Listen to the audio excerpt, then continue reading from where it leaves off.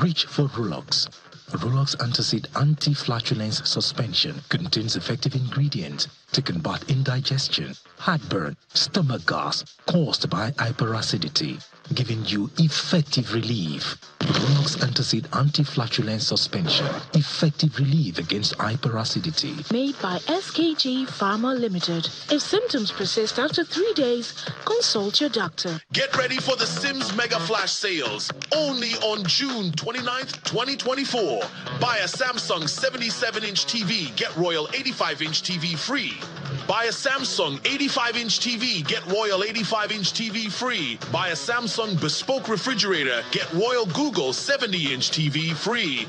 And other offers on a wide range of electronics, home appliances, and Sims power supply solutions. Don't miss out on this one-day only flash sale event. For inquiries, please call our customer care lines on 0700 030 7467 or visit www.simsng.com. Terms and conditions apply. Sims Digital Centers, for the right combination of quality and price.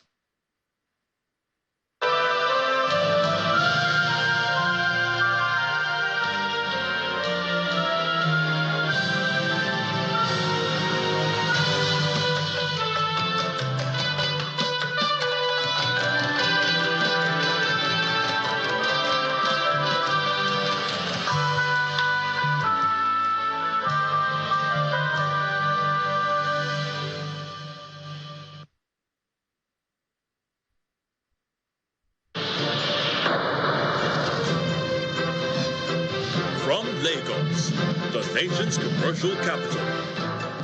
This is the News at 10. Live from the channel's television.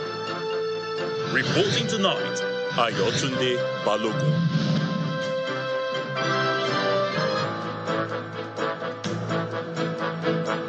Hello and welcome. Tonight, Federal Executive Council steps down deliberations on memo on minimum wage to allow President Bola Tinubu consult further on the matter. Members of the Nigeria Labour Congress Transition Committee storm headquarters of Labour Party in Abuja, demand the immediate resignation of the party's national chairman, Julius Abure. And protests rock Obiakpo as leaders from different wards lead solidarity march in support of the Minister of the FCT, Nyesom Wike. On business news tonight, Nigeria's central bank governor Yemi Cardoso foresees an end to naira volatility in the foreign exchange market over financial sector reforms and continued regulatory intervention. On sports news tonight, Austria produces a hugely impressive performance at the Euro, stunning the Netherlands to progress to the last 16 as group. Nigerian workers and indeed labor unions may have to wait for some more time to get the federal government to agree on the national minimum wage. This is because the Federal Executive Council has stepped down considerations and deliberations on the memo of the new minimum wage to allow President Bola Tinubu more time for more consultation. The Minister of Information disclosed this while briefing State House correspondents on the decisions taken at the council meeting. He said the president has studied the report submitted and desires to consult further before final submission on the new national minimum wage is presented to the National Assembly. Our State House correspondent, Larry Lasisi, reports. It's the first Federal Executive Council meeting after the administration marked its first year in office. In attendance are federal ministers and other members of the council. Once President Tinubu arrives, the meeting commences. About 3 hours later, some ministers arrive to outline key decisions taken. First is the decision on the new national minimum wage. That memo was stepped down to enable Mr. President to consult further, especially with the state governors and the organized private sector, before he makes a presentation to the National Assembly.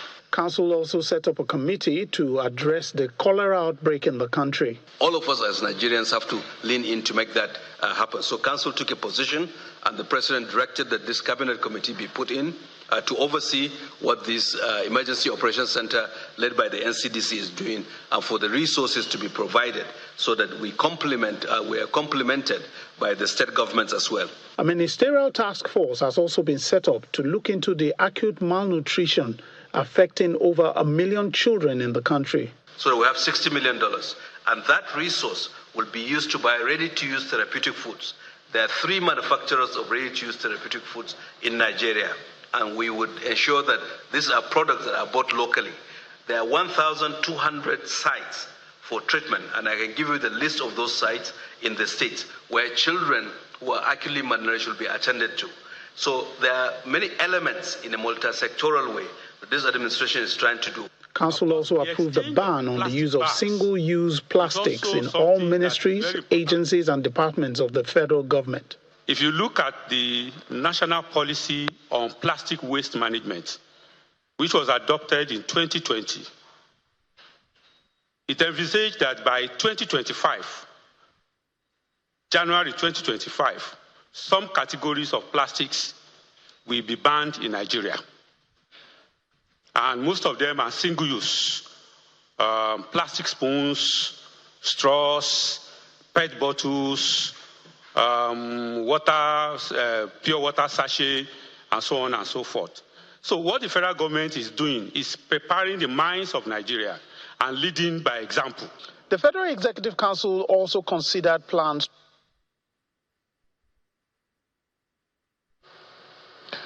Staying in the nation's capital, members of the Niger Labour Congress National Transition Committee today stormed the headquarters of the Labour Party, demanding the immediate resignation of the party's national chairman, Mr. Julius Abure.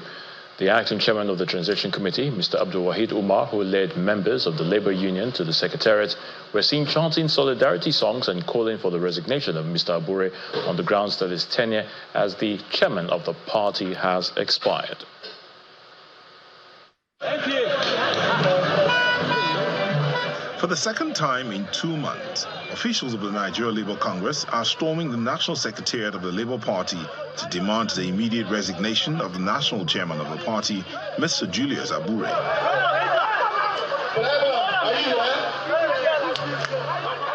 Security men are on ground to ensure that there is no breach of peace.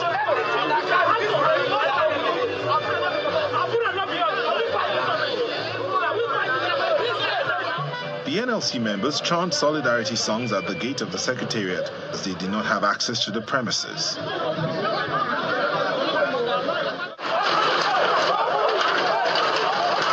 The attempts to force themselves into the premises were resisted by the police officers who were joined by some party supporters.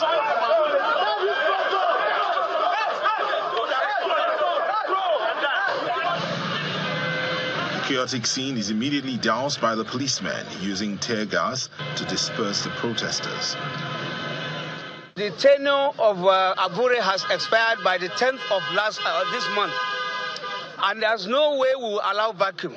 And the stakeholders unanimously decided to set up a National Transition Committee whose duty is only to conduct elections, congresses from the ward level to local government level to state levels, and it will culminate into a national convention that will be free, fair and transparent. The union leaders refused to leave the area, and the presidential candidate of the party, Mr. Peter Obi, came out to meet with them. Disperse them again. These people who are outside are members of the family who we must reconcile with. We must all sit down in the table and decide the future of our family. And that's what we are doing.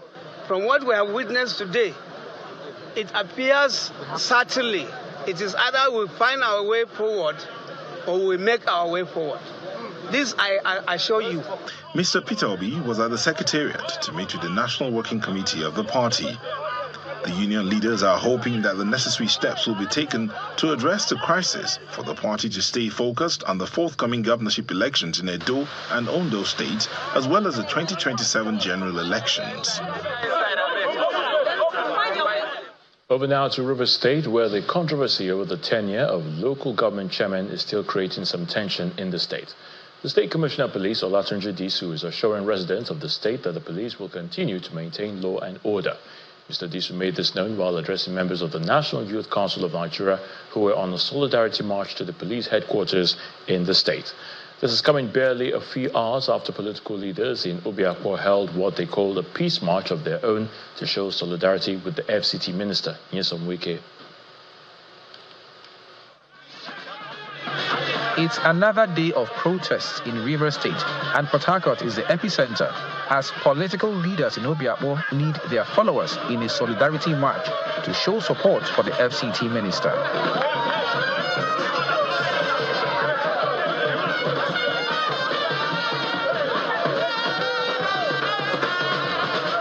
Leading the charge are Minority Leader of the House of Representatives, Ogun Duchinda, as well as Martin Amewule, who is the Speaker of his own group of the Rivers State House of Assembly.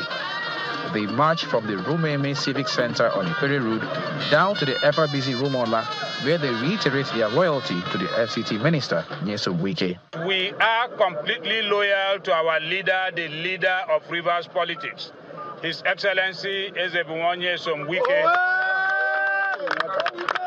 the Minister of the Federal Capital Territory. We support him totally and fully.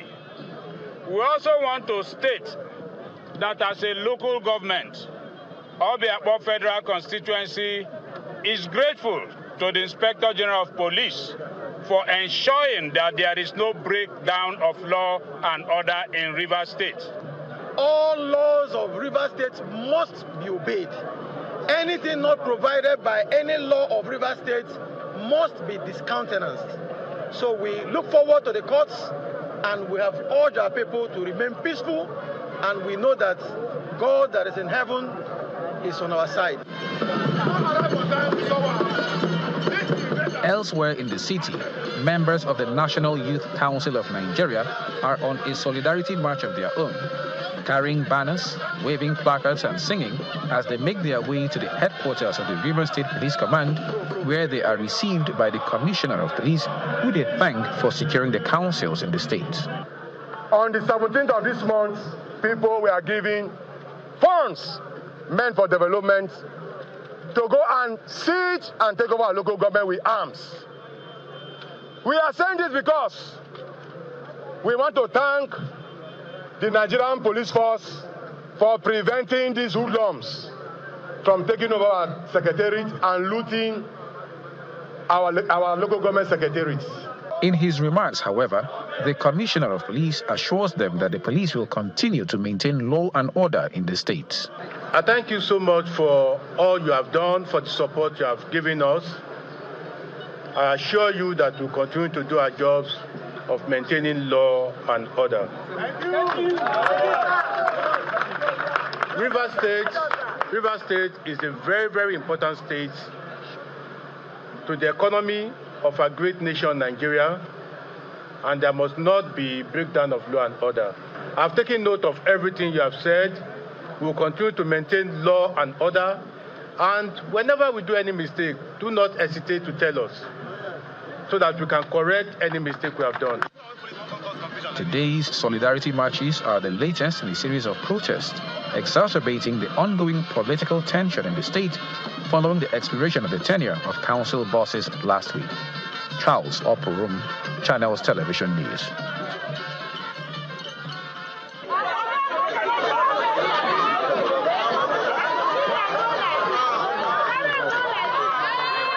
Staying in Rivers, earlier in the day, women from Ipo, one of the host communities around the Port Harcourt airport, blocked its gate, waving placards, singing, wailing, and even cooking at the entrance. Reports say the aggrieved women are trying to get government's attention to the lack of electricity, good roads, and poor schools, despite their community playing host to the airport. Their actions caused a buildup of traffic as passengers could not access the airport. This is the second time this year that the women are protesting, with no statement dismissing the allegation or action from the airport management. The women held a similar protest on March the 27th, before they were eventually pacified by the former chairman of the Rivers Traditional Rulers Council, Sergeant Awuse.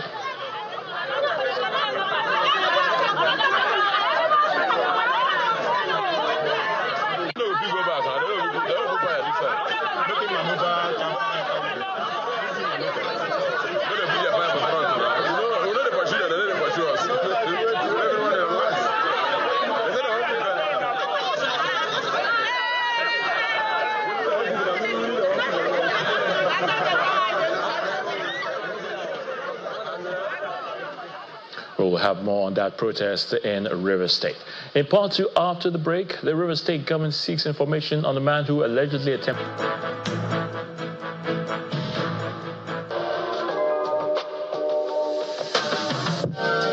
Yes, you can. And you can do it now with Taj Bank. Open an account with as little as 500 naira and earn profits with the Mudaraba savings account with Taj Bank. Enjoy zero account maintenance, withdraw as many times as possible, and still get profit. Offer is open to both new and existing customers. Open an account by downloading the Tajway app on Play Store, the Apple Store, or walk into any Taj Bank branch closest to you. Taj Bank, our only interest is you. I'll call you on normal now, okay? Gotta go now. Okay, why don't you hang up? No, you hang up. You're the one who's gonna eat now.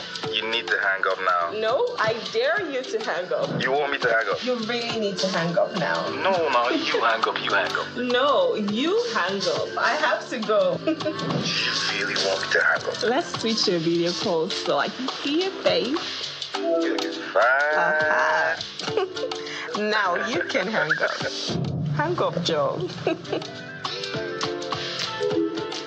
Make your nights memorable with Glow Night Data Bundle. Dial *312# to start. Power your relentless ambition with ultra-high-speed data. Glow Unlimited. Fidelity Bank is pleased to introduce its public offer and rights issue. For just ₦9.75, you can subscribe for a share in Fidelity Bank, and shareholders can exercise their rights with just ₱9.25 per share in the rights issue. Time is ticking, so join us at Fidelity Bank. To subscribe, visit any registered stockbroker or any of the issuing houses to the offer or any Fidelity Bank branch. Offer lasts till July 29th, 2024. For guidance, please read the prospectus or rights circular or consult your stockbroker, fund or portfolio manager, banker, solicitor, or other professional advisors. We are Fidelity. We keep our word. Fubara has called on his supporters to remain steadfast amidst the current political developments in the state. Governor Fubara stated this during an address to the House of Representatives Committee on Ports and Harbors, who visited him at the Government House in Port Harcourt. It is normal, if you love the state, to support everything that will bring progress and development to the state. It's not about who is sitting here today. It's about the state. If the state continues to go down, what is the interest? The only reason why we're struggling is because of the allocation. The only reason why we're struggling is to make sure you have control of the treasury. The treasury will also get fat if the airport is, the seaports are working, is it not? Yes. Revenue will increase. Your plan for expansion will also become large because your internal revenue is large. So I want everyone to understand that politics of bitterness will not take us anywhere. It is only the thing that will lead you to early grave. Because once joy is taken away from a man's life, it is anger. Anger. And anger leads to destruction of soul. Addressing the protest by women from Ipo, a host community on the international airport in the state, Governor Fubara said he is optimistic about resolving the issues between the community and the airport management. Ipo community, they are one of the, let's say, the people housing the airport, and they are agitating for the social corporate responsibility. That within the years that the airport has been operating, that their people have not been given a fair attention. And the most worrisome was recently, about 53 or 54 persons were employed from Abuja, names forwarded here for documentation, and no one person from Ipo was in the list. So naturally, it will call for this kind of action. So, but I was able to talk to them and assure them that whatever the problem is, the airport authority will resolve it. But blocking the airport entrance does not show a good understanding of people that want development to come to their place. Meanwhile, the River State government says it is searching for a man who allegedly attempted to detonate an explosive device near Hotel Presidential in Port Harcourt, the state capital. The incident, the state government says, occurred earlier today, with suggestions that the unidentified man was part of a group of people participating in a political rally. He is reported to have sustained severe injuries during the failed attempt and was quickly taken away from the scene by others. Speaking in Port Harcourt, the River State Commissioner for Health, Adesi Ore, called for the arrest of any patient with injuries suspected to be caused by explosives.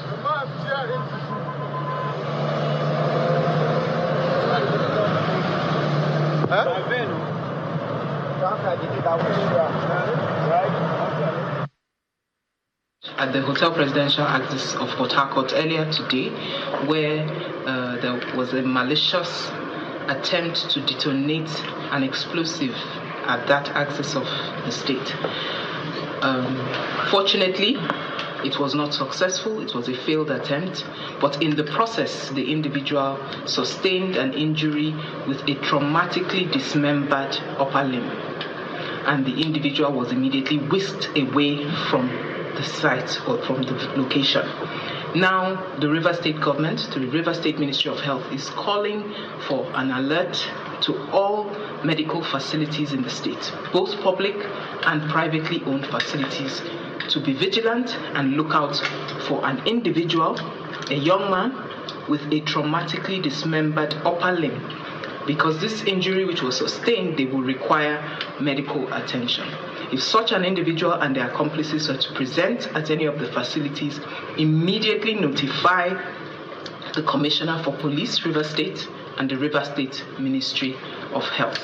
The individual should be detained at whatever medical facility and the report immediately made to the Commissioner of Police and, I repeat, the River State Ministry of Health. To Sokoto, where the state government has denied allegations made by the Muslim rights concern, Murich, that it is planning to unseat His Eminence, the Sultan of Sokoto, Alhaji Muhammad Saad Abubakar III. A statement issued by the State Commissioner for Information and Societal Orientation, Mr. Sambo Bello Denchadi, describes the allegation by Murich as false and baseless. Mr. Sambo adds that the state government holds the Sultanate Council, which has a long-standing historical importance, in very high regards and esteem. The Commissioner also explains that the law guiding the appointment and disposition of traditional rulers in the state had not been changed or even repealed. So now let's head to the nation's capital, where Terry Kumi is standing by to give us the very latest from our Abuja studios. Great to see you again, Terry. Over to you. Well, thank you very much, Aya. We begin on a very sad note. Tragedy struck today after a high-ranking official of the Nigerian Customs Service slumped and died while responding to questions at the Public Account Committee of the House of Representatives. The official, named Mr. Essian Andrew, who was a Deputy Controller of Finance Administration and Technical Service of the Nigerian Customs Service, is said to have developed sudden health complications during the hearing, but passed on despite efforts by first responders and medical personnel at the National Assembly Clinic. A statement issued by the House spokesperson and the chairman of House Committee on Media and Public Affairs, Mr. Akirotimi Jr., and Honorable Bamidele Salam say that the House of Representatives stands ready to support efforts to understand the circumstances surrounding the incident and is cooperating fully with all relevant authorities to ensure all necessary protocols are followed. Meanwhile, the Nigeria Customs Service has described the death of Mr. Essian as sad and shocking. A statement by its spokesman, Abdullahi Mewada, says the late Deputy Controller, who put in over 3 decades of service to the service, was known for his diligence and exceptional service record in the accounts unit. He says the Comptroller General of Customs, Bashir Adeniyi, extends heartfelt condolences to the family of the late Deputy Controller. May his soul continue to rest in peace. Now, the federal government is asking media practitioners to exercise their power to influence minds, shape narratives, and promote peace in order to strengthen alternatives to terrorist ideologies. Addressing participants at a workshop organized by the National Center for Counterterrorism for Defense correspondents in Abuja, the Minister of Information and National Orientation, Mr. Mohammed Idris, says the glorification of terrorist activities by some media establishments is emboldening the insurgents who are enemies of the country. The minister explains that there is a need for media practitioners to counter the ideologies being propagated by terrorists through positive reporting of the activities of the security agencies. Terrorism is not a merely physical threat. It is an ideological battle of the mind, with the extremist groups exploiting our vulnerabilities, spreading fear, and propagating messages that present them as fighting for a social cause. In order to further their depraved agenda of crippling our nation. To counter this, therefore, we must offer compelling, very often positive alternatives that resonate with the same audiences targeted by these same terrorists.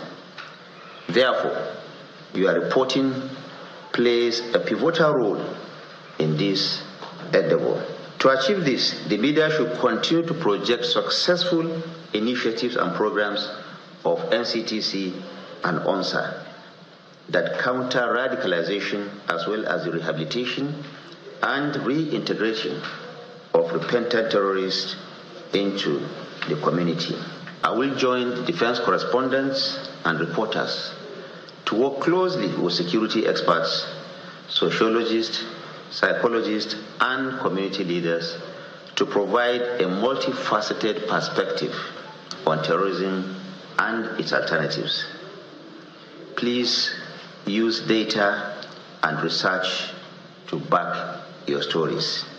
By doing so, you are enhancing your credibility and the depth of your sources and your reporting. The federal government, the Niger Delta Development Commission, NDDC, and the International Fund for Agricultural Development, IFAD, have launched a joint supervision mission for the Livelihood Improvement Family Enterprises, Niger Delta, also known as Life ND project in the Niger Delta region. Life ND is a collaborative initiative between the federal government, state governments, and the Niger Delta, as well as IFAD and the NDDC. At a meeting in Abuja, IFAD Country Director Mrs. Dede Kue stated that the supervision mission aims to support Life ND in promoting youth and women agribusiness, enhancing food security, and fostering inclusive and sustainable economic growth through the agri-food sector in the Niger Delta. The Life ND program aims to generate income, improve food security, and create jobs for rural youth and women through agri-enterprise development in the Niger Delta states of Abia, Bayelsa, Cross River, Delta, Edo, and Ondo, as well as Akwa Ibom, Imo, and Rivers. Well, that's all from the nation's capital. Let's go back to Lagos for the rest of the news with Ayo. Many thanks, Terry. The Federal High Court sitting in Lagos has ordered the final forfeiture to the federal government, the sum of $1.4 million linked to the former Central Bank of Nigeria Governor Godwin Emefiele. Justice Ayokunle Faji made the order after hearing an application filed and argued by the Economic and Financial Crimes Commission, the EFCC. And this order is coming a few days after another judge of the same court, Justice Chukwujeku Aneke, ordered the final forfeiture of over 12.18 billion naira money and properties linked to the same former CBN Governor, Mr. Emefiele. At today's proceedings, counsel to the EFCC, Mrs. Bilkisu Buhari Bala, urged Justice Faji to grant the final forfeiture order of the money domiciled in an account number in Titan Trust Limited to the Nigerian government. The EFCC counsel told the court that the application is pursuant to Section 17 of the Advanced Free Fraud and Other Fraud-Related Offences Act number 14, 2006, and Section 44(2)(b) of the 1999 Constitution of the Federal Republic of Nigeria. Staying with the course, the Federal High Court sitting in Lagos has ordered celebrity bartender and businessman Pascal Okechukwu, popularly known as Cubana Chief Priest, to forfeit the sum of 10 million naira to the federal government as a fine in lieu of the charge made against him for alleged abuse of the naira. This is contained in the terms of settlement agreement with the Economic and Financial Crimes Commission, the EFCC, which was adopted before the trial judge, Justice Kehinde Ogundare, today in Lagos. At the proceedings, counsel for the EFCC, Bilkisu Buhari Bala, informed the court that the parties in the charge entered into the out-of-court settlement, and same was duly signed by both parties. The defendant's counsel, Senior Advocate of Nigeria, Chikasolu Ojukwu, commended the reasonable action of the EFCC and having the matter resolved. He said the defendant is equally remorseful with promises to turn a new leaf or a good leaf going forward, with confirmation that the consequences of the settlement is for the court to dismiss the charge. Justice Ogundare, in his short ruling, adopted the terms of settlement and consequently struck out the charge. Still ahead on the news at 10, Central Bank Governor Yemi Cardoso sees end to naira volatility in the foreign exchange market over financial sector reforms and continued intervention in the market. That's on Business News. Please join us again.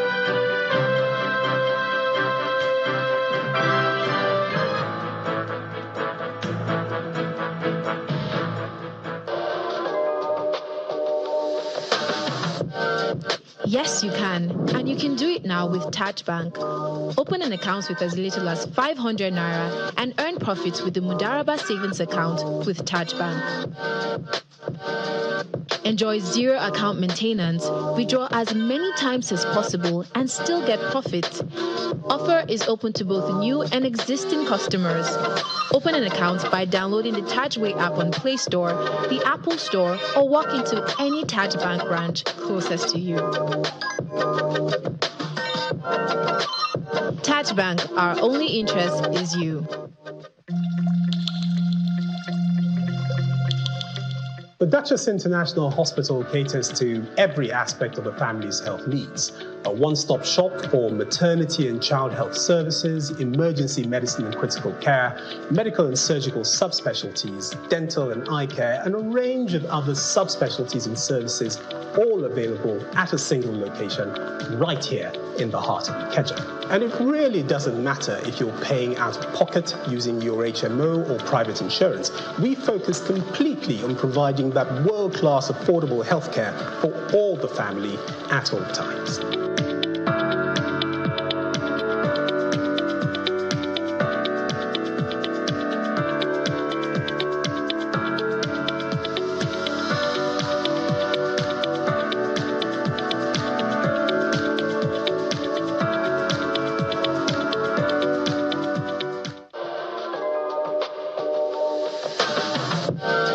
Yes, you can. And you can do it now with Taj Bank. Open an account with as little as 500 naira and earn profits with the Mudaraba savings account with Taj Bank.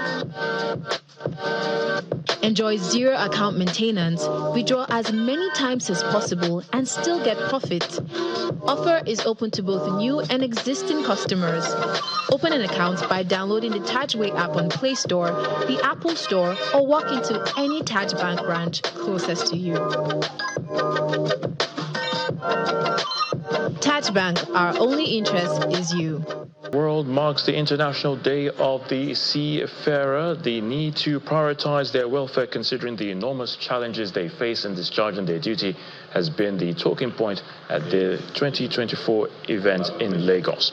Now, the Director General of NIMASA, Dayo Mobirola, while acknowledging the contribution of seafarers in moving global trade, urges stakeholders to give the seafarers the desired attention as a way of appreciating their role in forging and nurturing a vibrant blue economy for the country. The day is set aside by the International Maritime Organization to honor the sacrifices of seafarers who work upon ships and vessels worldwide to push the boundaries of the economy of nations.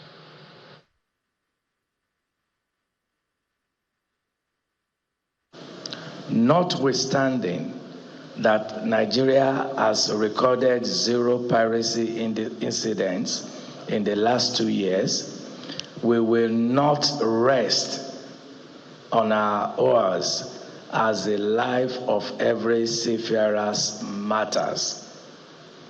We also acknowledge that some basic rights of seafarers, such as insurance and adequate pension for injury, are not always guaranteed. This is a call for action for all stakeholders, government, ship owners, and the regulatory authority, NIMASA, to address these issues and prioritize seafarers' welfare. Meanwhile, 72 bags of substance suspected to be cannabis sativa have been handed over to the NDLEA by the Nigerian Navy ship Beecroft. At the ceremony, the commander of the base, Commodore Rafiu Oladijo, attributed the seizure to intelligence gathering and collaboration with NIMASA. He adds that while the suspects absconded on site in the patrol team, the investigation will continue by the relevant agency.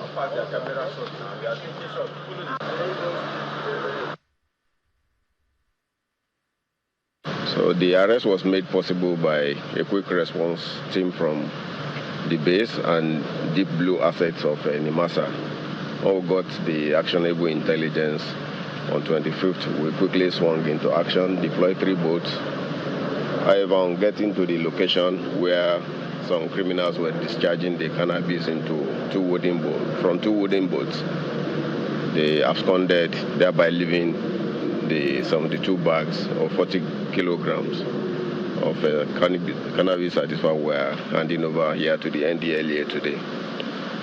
And I would like to put it on record that the arrest was made possible by the unrelenting efforts of the base at gathering actionable intelligence and maintenance of credible presence in the waterways of the country, especially in Lagos State, under the tenets of Operation Waterguard.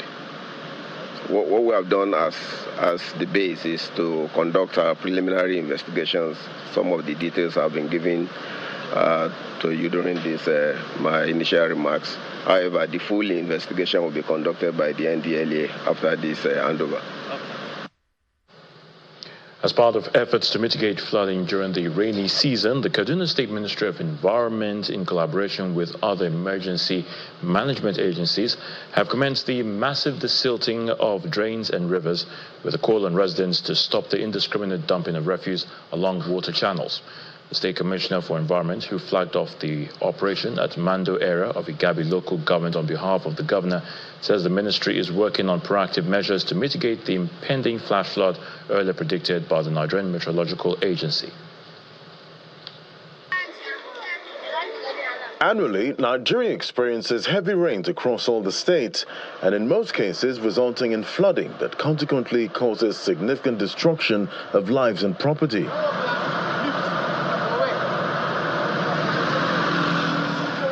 One of the vulnerable places is Kaduna, which is among the states that will witness massive flooding, as predicted by the Nigerian Meteorological Agency in its 2024 rainy season forecast.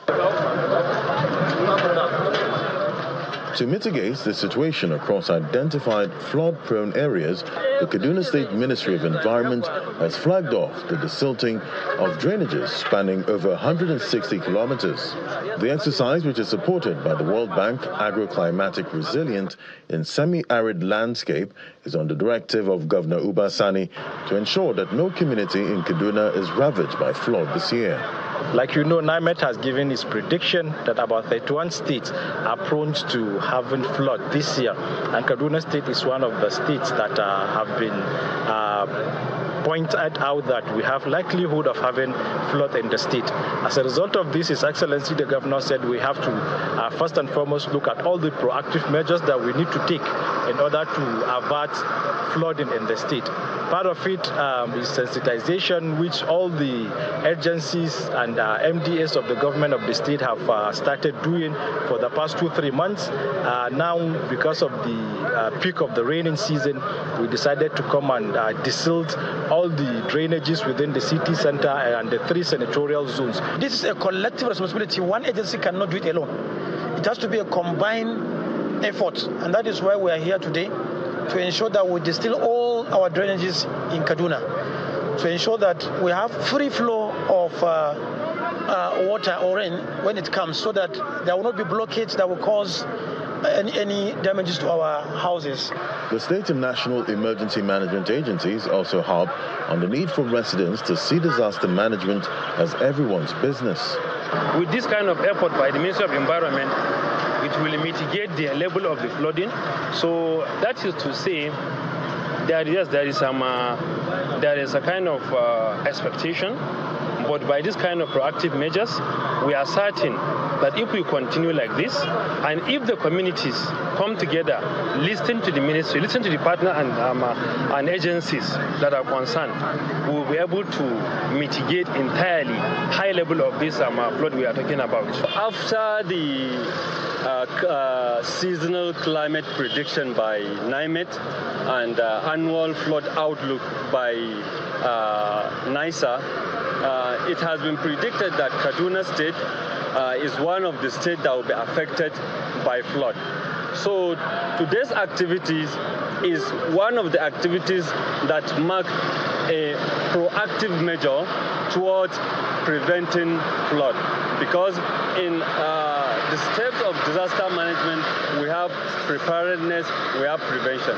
So this is one step of preventing flood from happening by desilting the drainages in Kaduna metropolis.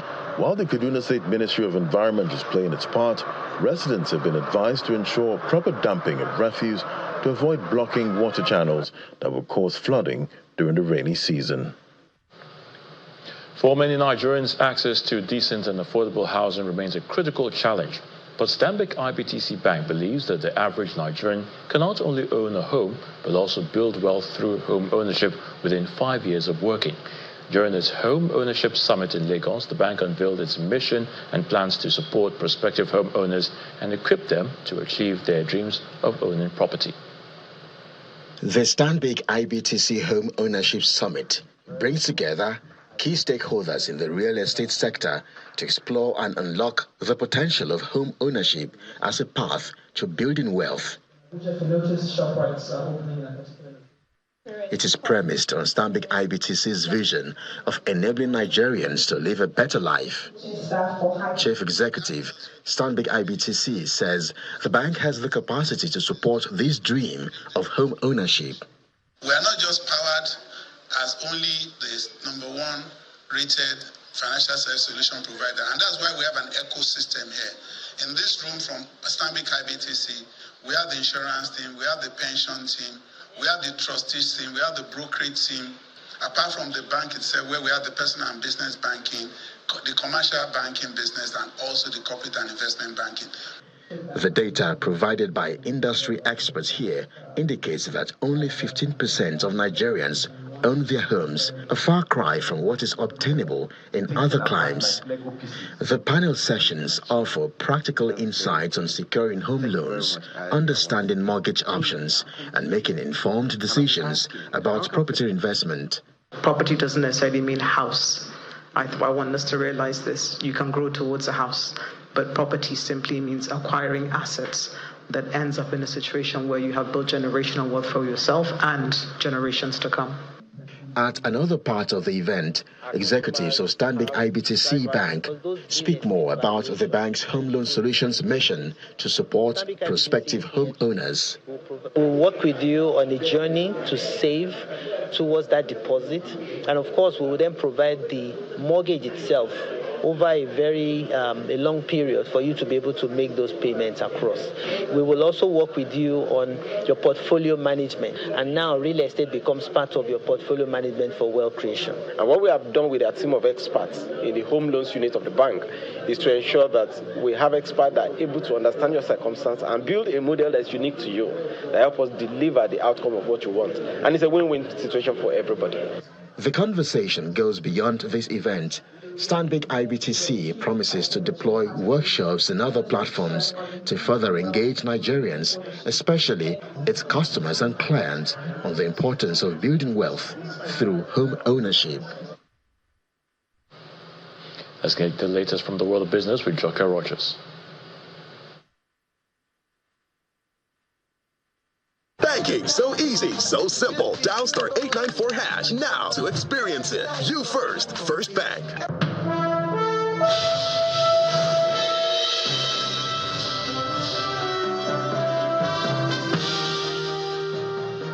Thank you, Ayo. Today, as we bring you more business news tonight, Nigeria's central bank governor, Mr. Yemi Cardoso, is confident that the excessive volatility of the naira in the foreign exchange market may soon be over based on ongoing reforms and continued regulatory intervention. During an interview with journalists at an event in Lagos, he says interest rate hikes, clearance of foreign exchange forwards, sale of dollars to BDCs, amongst other measures, would rein in volatility. Going forward, he gives assurances that the Apex Bank will continue to improve macroeconomic fundamentals affecting the market and tame inflation through conventional methods.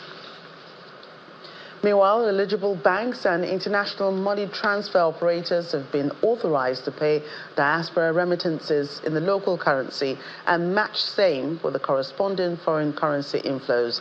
The new measures, which start with immediate effect, are part of efforts to address the foreign exchange liquidity issues.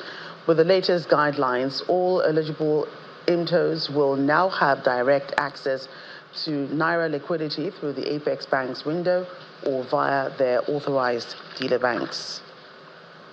In other news on the economy, the Minister of Finance and Coordinating Minister of the Economy, Mr. Wale Edun, says Nigeria's finances are being overhauled with a positive balance despite outstanding debts. He was speaking after the week's Federal Executive Council meeting at the Presidential Villa in Abuja.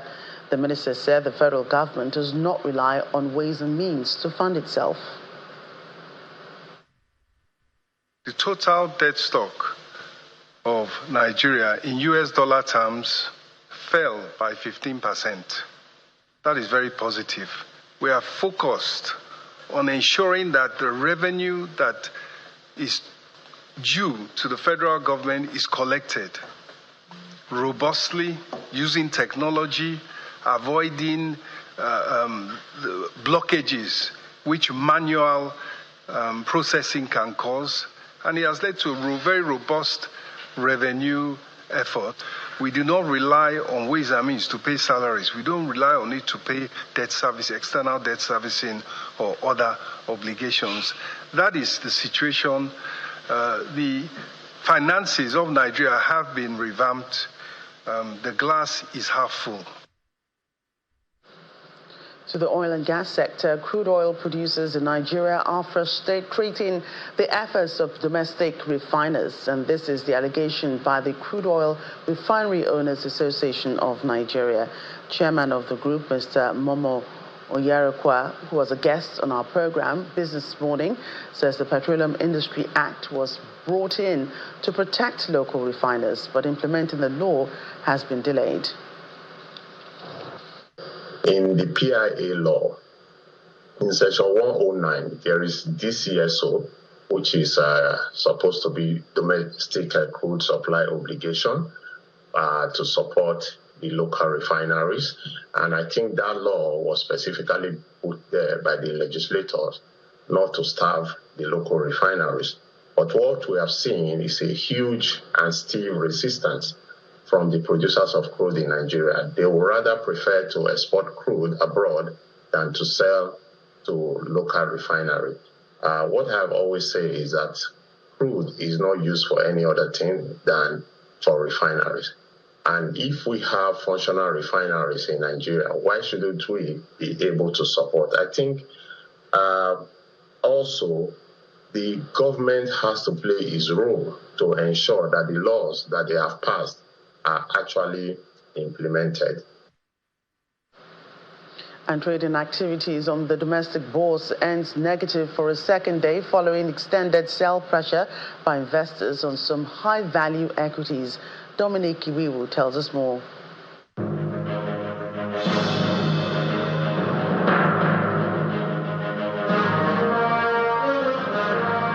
Hello and welcome to the Stock Market Report. I'm Dominic Iwiwu. It's looking like the bear still has a strong grip on the market as investor sentiments lean more into the negative territory. As you can see, the all-share index dropped 0.09% to close at 99,217 points, with a market capitalization of 56.126 trillion, making the market lose 49 billion naira.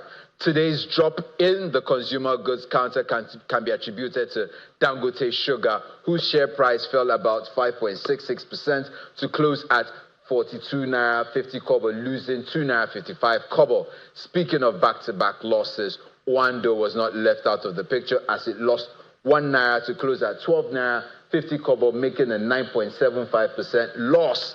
It's a zero game in the market, and we do have some wins as well. Okumu Oil recorded some significant gains today. However, that could not offset the loss in the consumer goods index. Also, we did see that decline in money flow. It's day 2 of trading and yet another red close at the local bourse.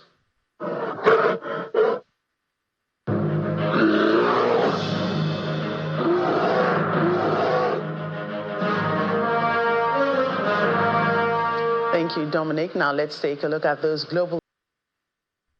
Banking, so easy, so simple. Dial *894# now to experience it. You first, First Bank. Thank you so much, Joke. At least 5 protesters have been shot dead by police in Kenya, and a section of parliament has gone up in flames as demonstrations against new tax proposals escalate. An angry crowd broke through police lines to storm parliament in the capital, Nairobi, before setting parts of it ablaze. Here's Simon Puza with other international news in Around the World in 5. Good evening and welcome to the channel's studios here in London with your international news around the world in 5. After a years-long legal saga, WikiLeaks says that its founder, Julian Assange, has left the UK after reaching a deal with US authorities that will see him plead guilty to criminal charges and go free. Mr. Assange was charged with conspiracy to obtain and disclose national defense information. For years, the US has argued that the WikiLeaks files, which disclosed information about the Iraq and Afghanistan wars, endangered lives. He spent the last 5 years in a British prison, from where he was fighting extradition to the US. Mr. Assange also faced separate charges of rape and sexual assault in Sweden, which he denied. He spent 7 years hiding in Ecuador's London embassy, claiming the Swedish case would lead him to be sent to the US. Throughout the years of Julian's imprisonment and persecution, an incredible movement has been formed. A movement of people from all walks of life, from around the world, who support not just Julian and not just us and our family, but what Julian stands for, truth and justice. The cost of Julian, of course, has been to be deprived of freedom for all these years. In the battle for journalistic freedom, freedom to publish, foundation of democracy. Israel's Prime Minister has said the intense phase of fighting Hamas in Gaza is nearly over, allowing forces to move to the northern border with Lebanon to confront its ally Hezbollah. In his first Israeli media interview since the start of the war in October, Benjamin Netanyahu said he expected the ground operation in the southern Gazan city of Rafah to be completed soon. But he stressed that doesn't mean the war is about to end, with action continuing until Hamas was completely driven from power. Hezbollah has been launching missiles, rockets and drones into northern Israel in support of Hamas since the day after the 7th of October attacks in Israel. China's lunar probe has returned to Earth with the first ever samples from the moon's unexplored far side. The Chang'e 6 landed in the Inner Mongolia desert after a nearly 2-month-long mission that was fraught with risks. Scientists are eagerly awaiting the Chang'e 6 as the sample could answer key questions about how planets are formed. China is the only country to have landed on the far side of the moon, having done so before in 2019. The far side, which faces away from Earth, is technically challenging to reach due to its distance and its difficult terrain of giant craters and few flat surfaces. Scientists are interested in this less explored side as it is hoped it may contain traces of ice, which can be harvested for water, oxygen and hydrogen. At least 8 people have died in a large office building fire near Moscow. That's according to the regional governor. Emergency officials told the state-owned news agency that just 1 person was rescued from the blaze at the burning building in Fryazino, about 25 kilometers northeast of the capital. 2 people were killed after they jumped from a window, while 6 died when the interior of the office collapsed in the blaze. Footage online showed thick smoke billowing from the upper floors of the 8-story complex. The head of the United Nations Children's Agency, UNICEF, says Sudan is one of the worst places in the world for children. With the escalation of this conflict, the immediate and very real threat... Catherine Russell says it now has the largest displacement of children anywhere, with millions facing malnutrition and most not in school. The pillars of Sudan's food economy have collapsed, and both warring parties, the Sudanese army and the paramilitary group called the Rapid Support Forces, are restricting the delivery of desperately needed aid. Children were at the sharp end of this hunger crisis, Ms. Russell said, with 9 million children not eating regularly and nearly 4 million facing acute malnutrition. And Mogadishu's streets have been turned into impassable waterways after flash floods that residents said had caused significant damage to homes and infrastructure. Residents reported that the sudden deluge, which rose to knee height in some areas, caused significant damage to properties and infrastructure, leading to fears around safety. The frequency and severity of such floods in the city have increased over the years, raising concerns about the impacts of climate change. And that's your international news around the world in 5. Now back to the channel's studios in Lagos.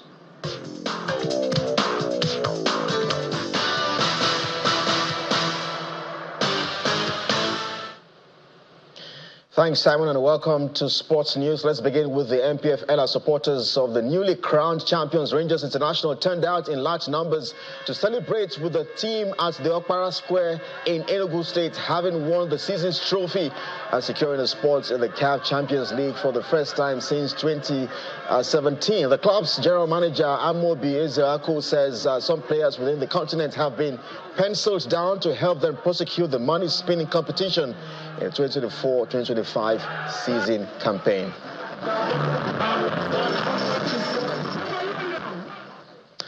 To the Euros now. Marcel Sabitzer lashed home to earn Austria a thrilling 3-2 win against the Netherlands earlier today, sending his team through to the top of Group D ahead of tournament favorites France and third-place Dutch.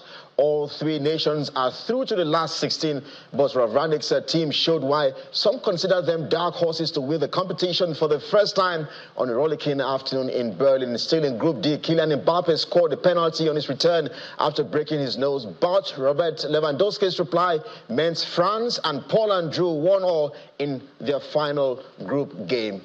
We have more updates from the Euros. England secured top spot in Group C. Despite failing to fire, Slovenia also progressed to the knockout stage of the competition thanks to a goalless draw in Cologne. Staying with the group, Denmark also progressed to the knockout stage after a goalless draw with Serbia, which allowed them to seal second spot in Group C ahead of the third place Slovenia on European qualifiers ranking.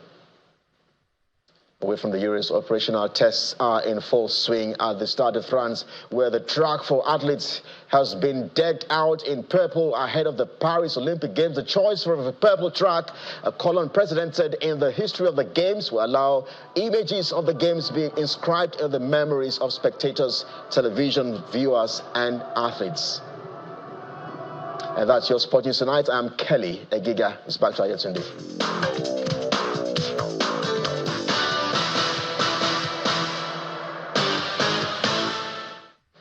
Thanks, Kelly. And the main news again. The Federal Executive Council today stepped down deliberations on the memo on new national minimum wage. Or the Minister of Information who announced this to journalists said the decision is to allow President Bola Tinubu consult further on the matter. And at least 5 protesters have been shot dead by police in Kenya, and the section of Parliament has gone up in flames.